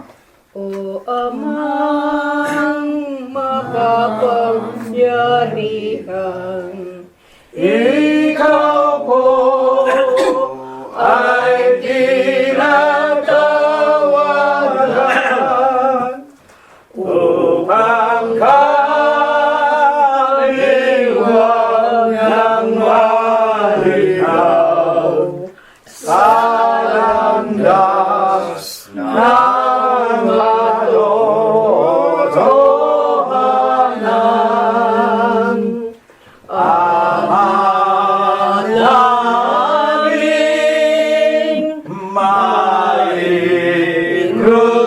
Mairugin anak mong lumuluhay iyong kopkopin. Tanggap, Ama, ang pagdaing nitong umibig mong alipin. Panginoon po naming Diyos, Panginoon namin Diyos. Amang Banal, Diyos na makapangyarihan sa lahat, Amen. na amin pong sinasampalatayanan, na ikaw po ang nakatunghay sa amin sa umagang ito ng aming pong pagkakatipon. Amen. Panginoon, sama-sama po naming muling iniluluhod ang aming mga tuhod. Siya nga po. Upang minsan pa nga po, Ama, ay amin pong maipaabot ang amin pong lubos-lubos, tao sa pusong mga Salamat pagpapasalamat. sa iyo, Panginoon. Panginoon po naming Diyos, una't higit na nga po, Ama, na sa aming pagkakatipon, hinangad po namin, Panginoon, na Ikaw po, Panginoon, ay aming mapapurihan. Maluwalhati namin, Ama, ang iyong banal na pangalan sa Espiritu mo po at sa iyong mga katotohanan. Panginoon po naming Diyos, sinasamba ka po namin, Panginoon, niluluwalhati ng aming mga puso't kaisipan ng iyong banal na pangalan sa Espiritu mo po nga po, Panginoon, at sa iyong mga katotohanan.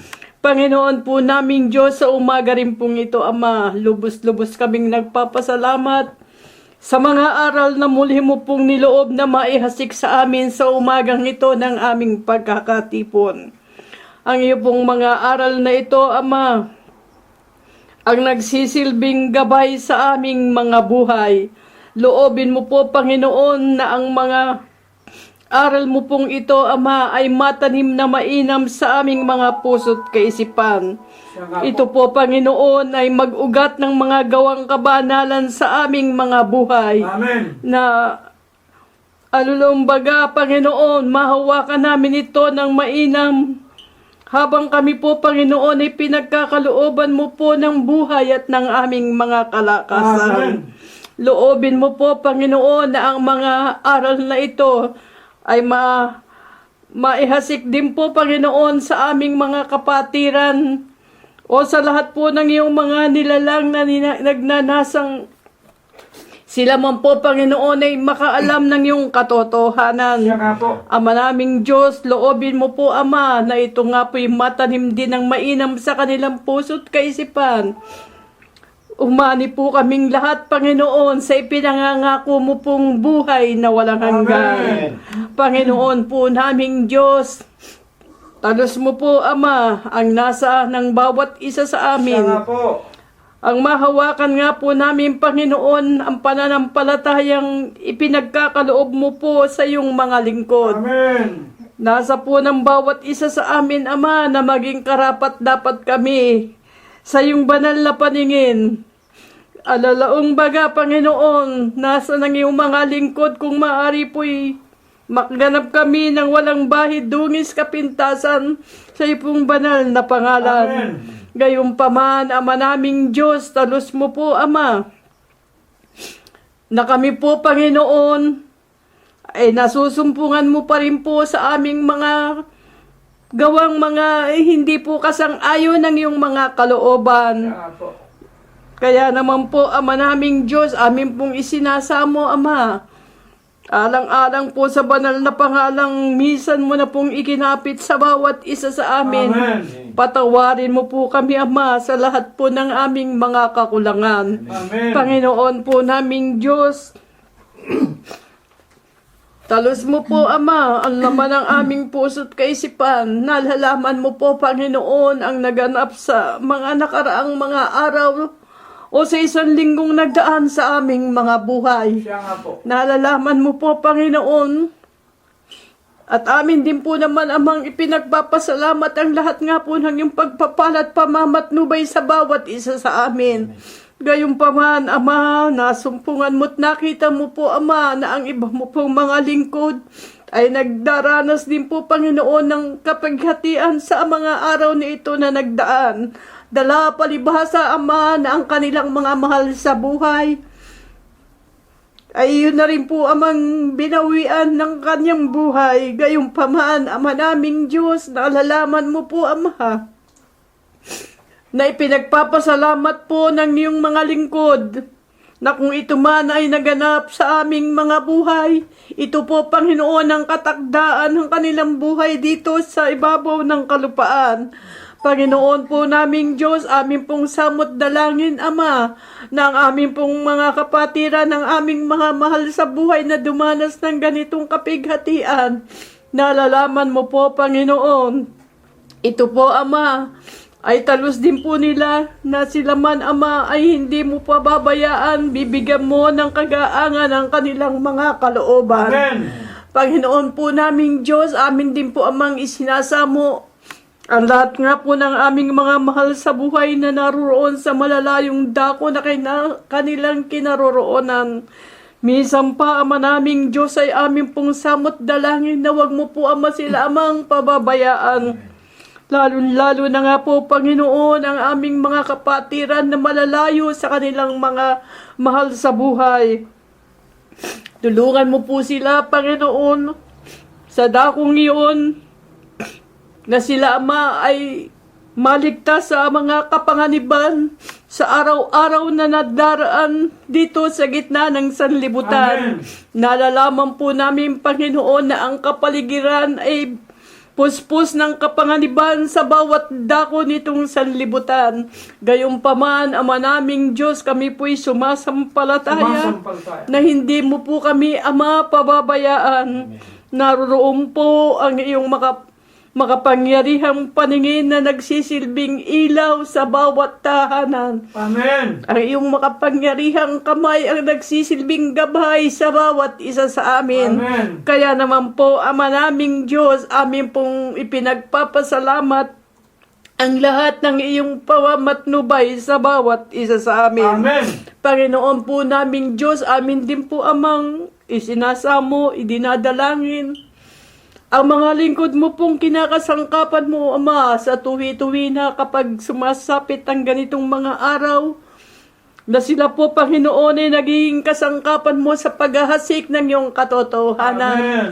Nalalaman mo po, Ama naming Diyos, ang kanilang mga kalagayan. Gayunpaman, Ama naming Diyos, sila po ay, Ama, nagsisikap, nagpipilit na maihayag ang iyong katotohanan. Nang sa gayon, Ama naming Diyos, marami nga pong mga labi pang pumulit lumalhati sa iyong banal na pangalan. Amen. Panginoon po naming Diyos, dagdagan mo po, Ama, ang kanilang kalakasan sa araw-araw ng kanilang buhay.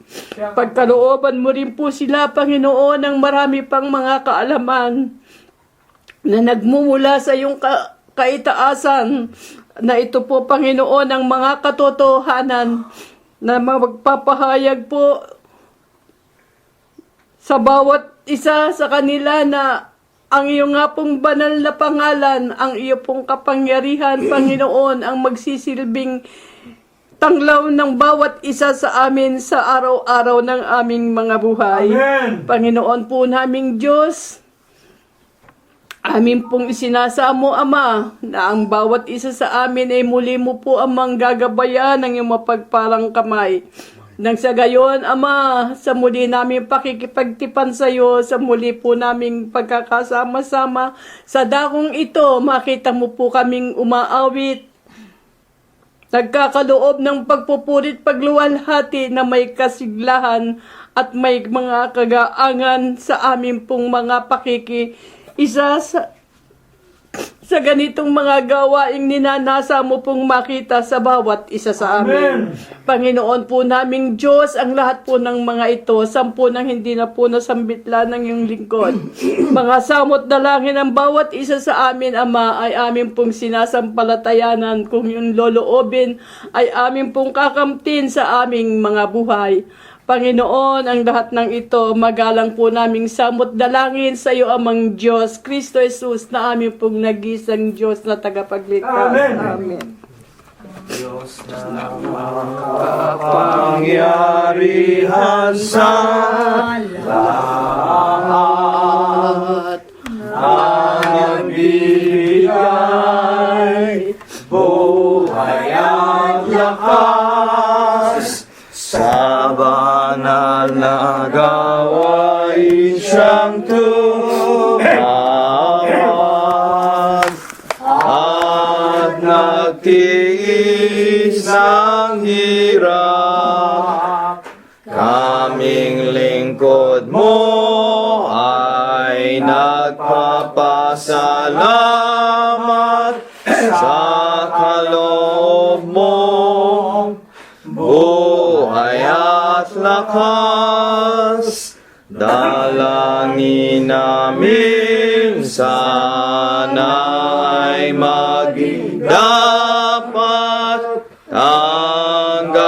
Purihin mo, Diyos ko. Dakilang Panginoon po namin Diyos, Ama namin lubhang banal, makapangyarihan sa lahat. Ikaw po ang aming tanging Diyos na pumapatubay sa bawat sa amin. Muli, Ama, sa umaga tinaniklood kami sa inyong pong harapan at kami po nakinig niyo po mga ginto ang mga aral. Kaya po, Ama, kami nagpapasalamat sa mga aral na ito at sa lahat ng mga kabutihan sa bawat sa amin. Nawa, Panginoon, ang mga salap ito'y magamit po ng ibang balak pangasiwaan at ganyan po, Panginoon, sana po ang mga salap ito'y magkasangkapan sa pagkaksipin ng Ebanghelyo sa ibabaw na sa libutan. Amen. Amin lang po sinasama, Panginoon, sa iyo na sana huwag na kami kasawaan at sa mga susunod na buhay, makita po kami naglilingkod at umaawit pa po ng mga may kasiglahan. Amen. Panginoon, muli sa umaga ito'y magkahiwalay kayo mga magkapatid. Ang iba sa amin tutungo sa kanilang matahanan, iba tutungo sa kanilang paghahanap-bayan. Loobin niyo po, Ama, marating namin ang aming patutunguhan na ligtas lahat ng mga kapahamakan. Siya nga po. Panginoon po namin Diyos, marami kami makilinama dapat kami maasa na mga ito idadagdag na po sa amin. Kaya po lahat ng mga bagay, maghanap po namin hiling. Sa dakilang pangalan, Diyos Kristo Jesus namin, Diyos at dakilang tagapagligtas. Amen. Ang Ama Ay,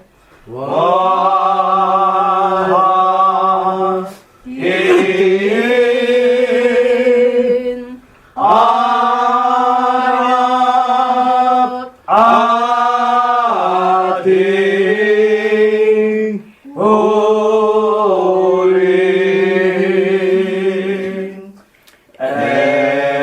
Espiritum Maring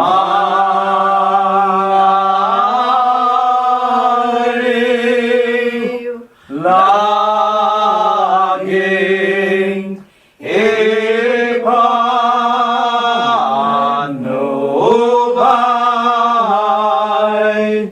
Amen.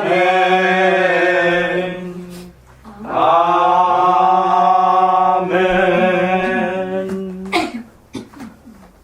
At ngayon, sa pagkasangkapan ng kanyang hamak at walang kakabukabuluhang alipin, tanggapin po natin ang walang hanggang pag-ibig, ang walang hanggang pagbibiyaya, ang pakikipisan, ang kaaliwan, ang pamamatnubay at ang kagalingan.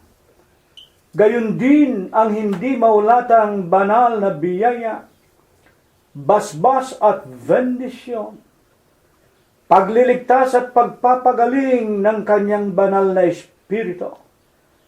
Ito nawa ang muli niyang ipagkaloob sa ating mga magkakapatid sa umagang ito, hanggang sa lahat ng ating sariling mga kabiyak, mga anak, mga manugang, mga apo, kasangbahay at kamag-anakan sa laman, sa lahat ng ating mga kaibigan, sa loob at labas ng ating mga dampang tahanan, sa paglalakbay sa araw-araw sa paghanap ng ikabubuhay, sa loob at labas ng ating mga sariling tahanan, at sa buong kalaganapan ng Iglesia ng Diyos kay Kristo Jesus, magmula ngayon, magpakailanman. Kapayapaan ang sumaatin, mga kapatid. Purihin ang pangalan ng Panginoong Jesucristo. Ako kay Jesus ang hawak sa aking kahinaan. Si Jesus ang pag-asa at timbulan. Wala nang ibang ngalan dapat tayong pagsaligan. Diyos Kristo, Jesus, tunay na tunay. Ako'y hahawak kay Jesus at tukso'y lalaban. Ako'y hahawak kay Jesus hanggang kamatayan.